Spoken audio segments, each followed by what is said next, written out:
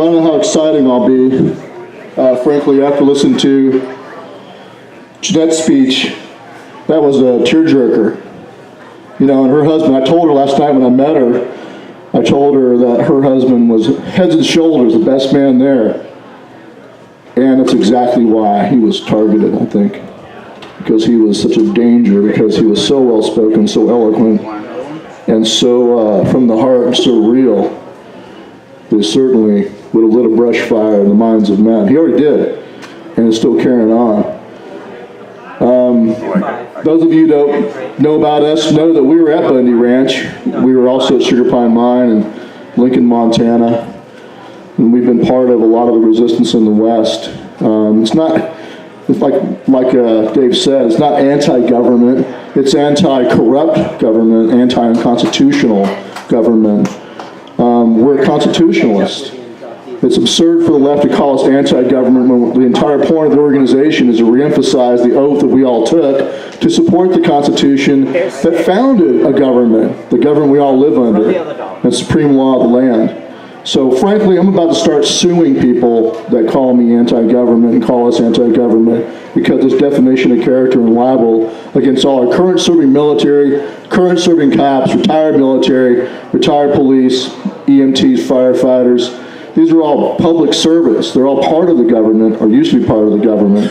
It's absolutely absurd to label us that, anti-government. It's a smear. Well, Oath Keepers has had it. You know, we're going on our 8th year now. It's been a kind of a wild ride since that Lexington Green rally. The point of us going there, and I've heard some people make fun of us, even some that should know better, like, oh, you're renewing the oath to take the oath that you took when you were in service.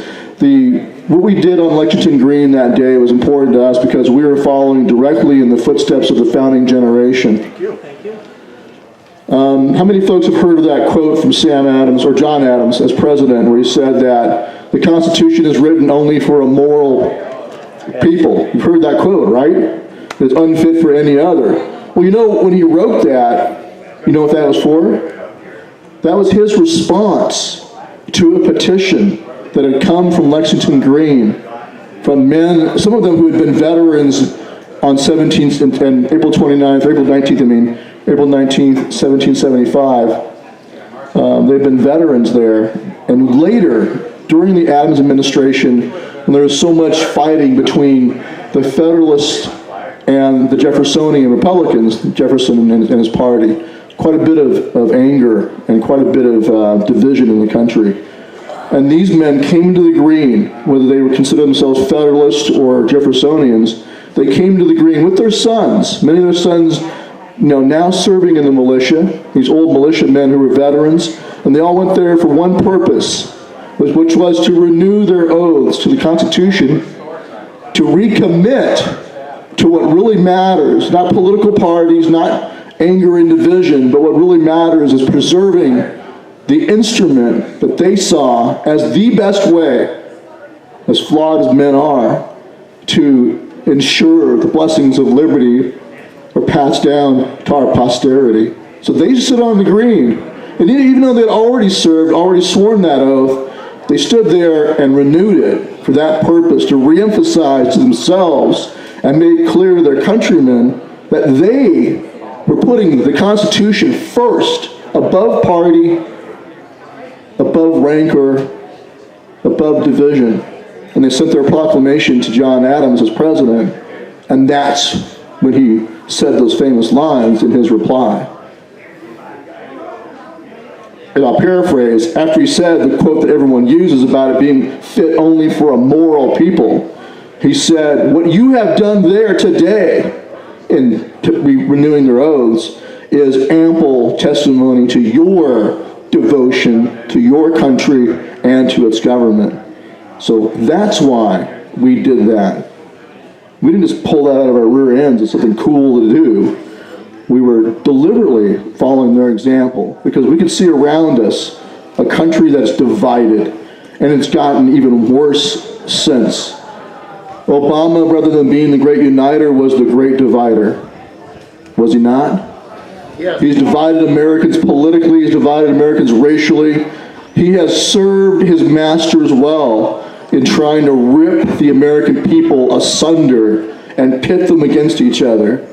I fear a civil war in this country because I know what will happen. We will turn on each other and rend each other, and then the ones who are pulling the strings will come in laughing and take advantage of it and clean up the mess and then take over. So my goal has always been to try to use the Constitution, to use that oath, to get the people who swore it to do their duty. Simply follow the Constitution. If everyone who is an office holder right now, if everyone who is under orders, whether they're legislative, executive, or judicial branch, and that goes from the president down to the local dog catcher, and everyone in the military, everyone in the police services, all of them, if they all simply followed the Constitution and obeyed their oath and refused unlawful orders, we'd have a restored republic right now. Would we not? Of course we would. But the fact is they don't. The fact is that some of them do follow unconstitutional orders. And we saw it what happened to the Bundys, which is why we reacted. We were concerned another Waco was going to happen. We were concerned that we were going to see another destruction of a family and killing of women and children. And there was a saying among the Three Percenters. Mike Vanderbilt, a good friend of mine who died this last year, founded the Three Percenter movement. And he had a saying of no more free Wacos. That means you're not going to be able to get away with that. Like, that was your freebie. After that, it's going to cost you dearly. But our conviction when we went to Bundy Ranch was no more Wacos. We're not going to wait for it to happen and then retaliate. We're going to go stop it from happening. That's why we were there. But we saw the abuses. We saw the claimed, the absurd little boxes they created for people to protest in, calling them free speech zones. And it ticked off.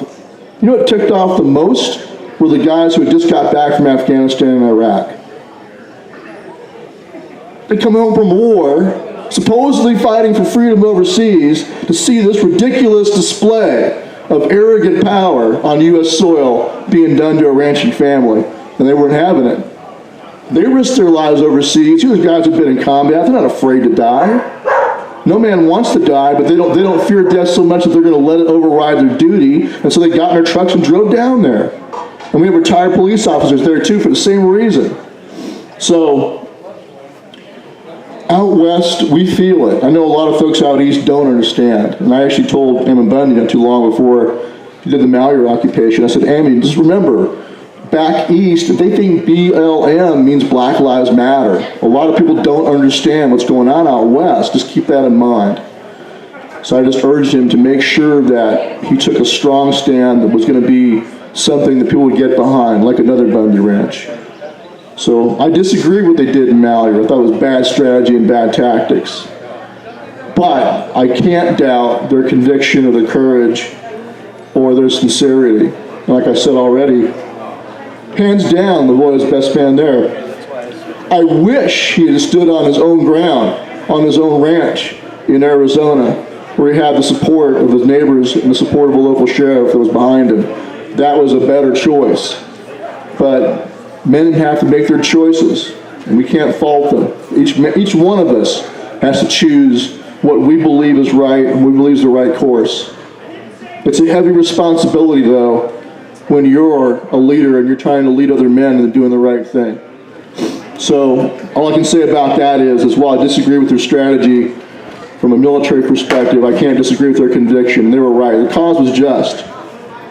But unfortunately, it turned out more like John Brown's raid of Harper's Ferry. I think, and I told this to the New York Times once, and they called me up to ask my opinion, which they never published, by the way. But I said, I think, much like John Brown, Ammon Bundy will be proven by history to be on the right side, on the right side of history. So what I'll say about what's going on now, though, is that I don't understand, it's beyond me, why it is that we defeated Hillary Clinton, elected Trump, and yet these prosecutions are still going on. It's as though Hillary had won. The behavior of the DOJ, the behavior of the U.S. attorneys, the behavior of that entire administration so far, when it comes to these cowboys and veterans, has been the same as if Hillary had won. So what was the point of electing Trump? What was the point of him appointing Sessions to be his Attorney General if they're going to behave exactly as if Hillary had won? So I encourage all of you, but we have to do what's the right thing to do, whether you agree with what they did at Malheur or not, or Bundy Ranch, is to stand up and demand that Trump end, and through Sessions, end these unjust Get rid of it. persecutions, this pound of flesh they're taking out of the Bundy family by prosecuting good men who went to Bundy Ranch with the best of intentions. I got a good friend, Todd Engel, who's an oath keeper, who was on the bridge at Bundy Ranch, who is now rotting away in prison, still waiting to go through the judicial system, denied bail. We should be demanding, if Barack Obama on his way out the door pardoned weather underground terrorists, convicted terrorists, who had targeted police officers, targeted average citizens, tried to kill people. They were let out of prison. He also let out of prison notorious was a Puerto Rican separatist or Puerto Rican independence fighter, communist. He just got out of prison, right? He's in a parade in New York City at the Puerto Rican parade. If Barack Obama can pardon terrorists that are they're known, convicted, self-admitted terrorists, why can't Trump pardon a bunch of cowboys and a bunch of veterans? Why? He can't. And the same, the ones that have been already convicted, Jerry DeLamus from New Hampshire, a Marine veteran, was there. Others who have taken plea bargains because they believe, probably justly, they're not going to get a fair trial. They should be pardoned. Those who have not yet been convicted, those prosecutions should be ended. And Sessions has the power to do that as Attorney General. He could end them tomorrow. Okay? And so could Trump.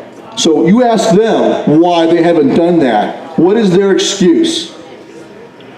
So what I want to see, and what I talked to Mrs. Finicum about, is we need to have protests in Washington, D.C., or at Trump Towers, or both, demanding that action be taken. It's within their power in the executive branch. They don't need anybody else's, they don't need Congress, they don't need the courts, they have the ability to do it. They should do it now. So, this next month, on July 29th, there'll be a Washington, D.C. rally I encourage all of you to be at and get behind. It's called the Rally for America. And I believe that one of the main focuses of that rally should be what I just said, to push the Trump administration to issue out some justice for the cowboys and veterans at Malheur and Bundy Ranch and stop the pound of flesh being taken out of people that went there for the right reasons. So I'd like to bring up one of the organizers of the event. Jane's going to come up and talk to you for a moment about the rally on July 29th. And her son is a serving Navy corpsman, by the way. Yeah. Oh, I love this. Constitution and the cross. And we got Stewart Rhodes here. I am Jenny Rochella from the Rally for America, Washington, D.C., July 29th. Thank you, Stewart. We just found out today that Oath Keepers National are behind us.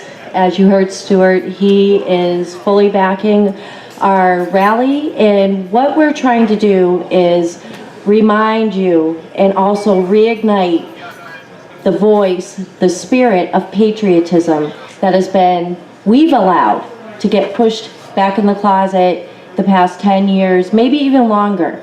We shouldn't need a tragedy. We shouldn't need Jeanette's husband to be murdered. We shouldn't need a assassination attempt on our congressman to rally behind this country, to show this nation and the world who the true Americans are. We're not the looters. We're not the burners. We are we the people. This is our shirt, we the people.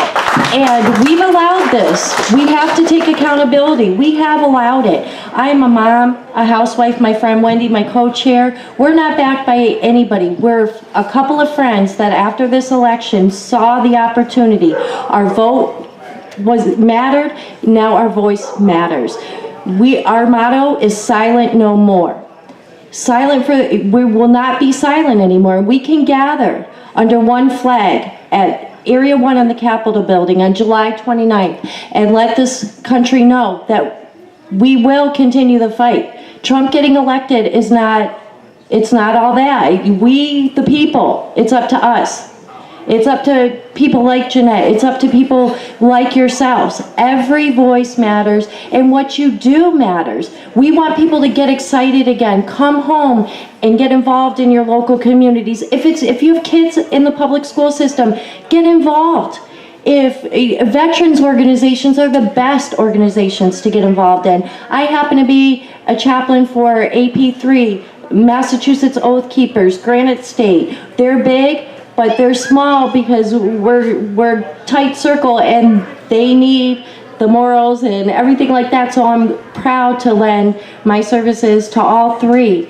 But I just want to encourage you guys that even if you can't make it July 29th, you can. We're on Facebook. Our website is www.therallyforamerica.com. You can do it where back in the day we went knocking door to door. You know, some of you may have been hippies at some point when my dad was serving in Vietnam, but you know, we can do it. We can do it again, and we can. And it's time again to be. We got 4th of July one day a year. We live in New England, small town. You see the flags when you're driving through the Common. It started here, and we're taking it to DC, and we're going to do something with that voice. But we can be proud. You know, sometimes people get, oh, you're just flag waving or whatever. It's okay. It's okay to wave your flag. It's okay to say I'm proud to be an American. And that's what we're going to do. And I encourage you, if anybody would like to get involved, we're working on buses for the New England area because almost all of us on the committee, there's less than 10 of us. I can't think right now, but we're all New Englanders. New Hampshire is represented, Massachusetts. Wendy and I are from Hampden County. So we're taking your voice with us. You want to know what We the People is about? I tell this to everybody, look in the mirror.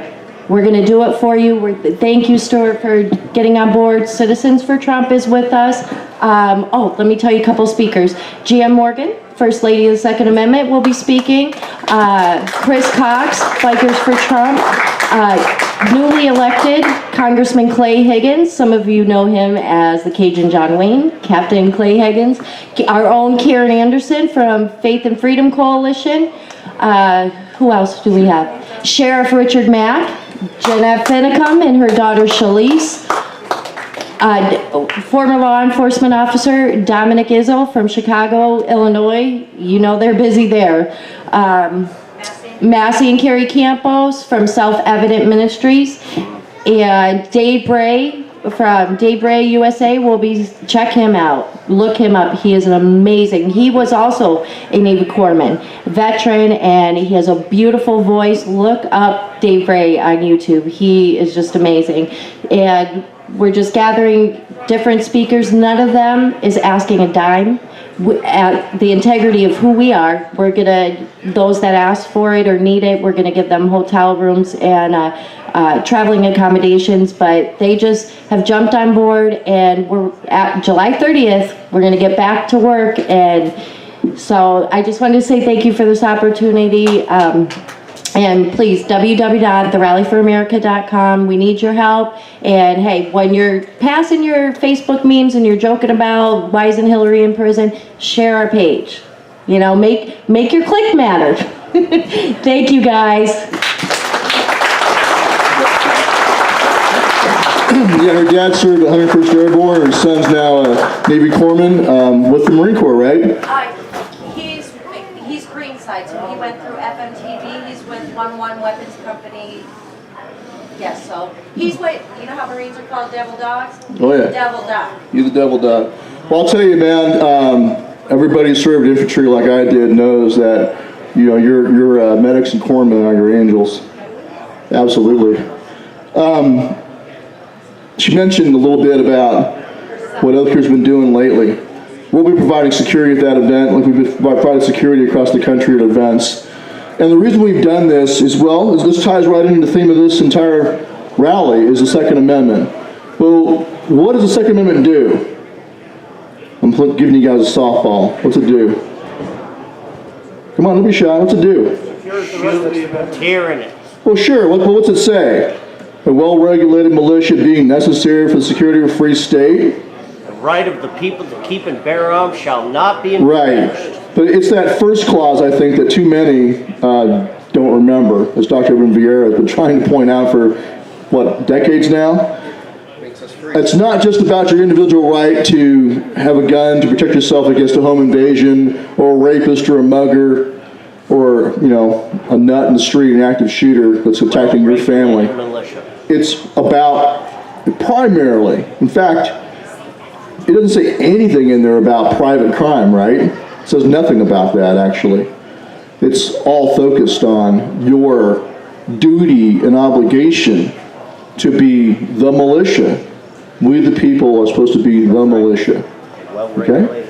I think it was Trench Cox, one of the founding fathers, who said that every terrible instrument of the military, the sword, every terrible instrument of the military is their birthright. It's your obligation and duty and your right of self-preservation together. But it's not just your personal right, it's also your duty and obligation to defend your community. And that's exactly why it should be a no-brainer that Oath Keepers or 3%ers and other dedicated patriots who take that seriously would show up when people are beaten in the streets. That's what happened in Berkeley back in February. Yep. We all watched the video. It was obscene to see this video of a woman whose husband was just beaten unconscious. And they were both wearing body armor. They went to go see the Milo, whatever his last name is, Yiannopoulos. They went to go see Milo talk. It doesn't matter who they went to see. I don't care whether you like Milo or not. That's not the friggin' point. They went there to go and in the face of threats, and so they wore body armor. He had his ribs broken, kicked in through the body armor. And his head was kicked, he was stomped on the ground, and suffered concussions. He could have died. His wife suffered concussions. She was hit over the head with a big steel pole, a so-called flagpole. And then she went staggering towards the building where the event was, and guess who was inside the doors? It was the UC Berkeley police. And she banged on the friggin' glass for them to let her in, and guess what happened? They didn't. They refused to let her in. They hid inside and let this woman, who'd just been beaten in the streets, left her to fend for herself, and while her husband's laying there, possibly dying. So we saw that, both the military and police inside of Oath Keepers, we found that just enraging and outrageous. Dereliction of duty and cowardice on the side of UC Berkeley police. And so that's why there was another event that came up on March the 4th in the Berkeley MLK Park, where Berkeley PD this time had a chance to show us what they could do. And they just stood back and watched as a brawl went on in the park between the two sides, including elderly veterans being pepper sprayed and knocked to the ground. They just let it happen and stood back and watched. So that was it for us. That was also it for a lot of other Americans. Folks might have seen Kyle Chapman on that day, on March the 4th, with a helmet on his head and a stick in his hand, whooping ass on the lefties who were attacking people. And he became like a walking meme after that. Well, April 15th came around, another free speech rally by the same organizer, Rich Black, and he asked us to be there, and we answered the call. And we showed up in force, along with 3%ers, along with bikers. There were guys from 2 Million Bikers. There were folks from the American Civil Defense of California, essentially the California militia. And we showed up in the park. We all got there early. I'm not going to tell you how early it was. That's kind of OPSEC. But we were there before anybody else showed up. And we made sure that we were prepared. And guess what? We thought we might see a repeat of last time. In fact, here's what happened the night before. We met with, because we have retired law enforcement, I brought John Kerriman, who's a Missouri State defensive tactics instructor for their law enforcement academy. He was our tactical team lead on the ground. I also had Brian Croppin with me, who was an Army Ranger veteran and is a retired Washington, D.C. lieutenant. And so they both came with me, and we met with the Berkeley PD the day before. We went and sat right there in the park and met with them and talked about how it's going to go the next day and how we're going to coordinate. Well, they sprung on us a last-minute rule change that had been passed by the town council, that we had shields, we had flagpoles that we were going to use to push people away, We had small pepper spray that was in the limits of the city ordinance. Well, they told us an emergency ordinance has been passed. You can't have shields because those can be used offensively as well as defensively. You can't have any flag poles, any kind of poles at all. You can't have any pepper spray. So basically, we were left with our bare hands or our police officers who can carry under LEOSA, the Federal Law Enforcement Officer Safety Act. They could carry. They couldn't do anything about that. In fact, to their credit, they said we wouldn't try to tell a police officer he couldn't carry. So we did have 7 police officers in that park who were on the next day. But I told the lieutenant, I said, Lieutenant, so what you're saying is we have either our hands or my police officers' firearms. Nothing in between on the force continuum. No less than lethal, no less lethal, no, nothing like that. No, not even the way to protect ourselves against projectiles being thrown. We can't even have shields. And they said, sorry, it's out of our hands, nothing we can do about it. So the next morning, we all showed up ready to rock. We all went and bought elbow pads and knee pads and galls. They gave us a 20% discount when they found out why we were in there shopping last minute. But we suited up, and we got there the next morning, had our fight knuckle gloves on, and we were ready to go, helmets on our heads, and we were expecting a major brawl. We were expecting that we were going to be in one hell of a big fist fight with these Antifa who had sworn that they were going to shut down the event. Well, they showed up. They showed up carrying long poles. They showed up with axe handles in their hands, what we expected. And the cops did not jump in between them, not yet. So at first, there was nothing between us and them but thin air. So John Kerriman and a handful of our guys were the first ones up there, along with some of the bikers and American Civil Defense. And when they showed up, it was about 70 Antifa versus about 12 Patriots on the line.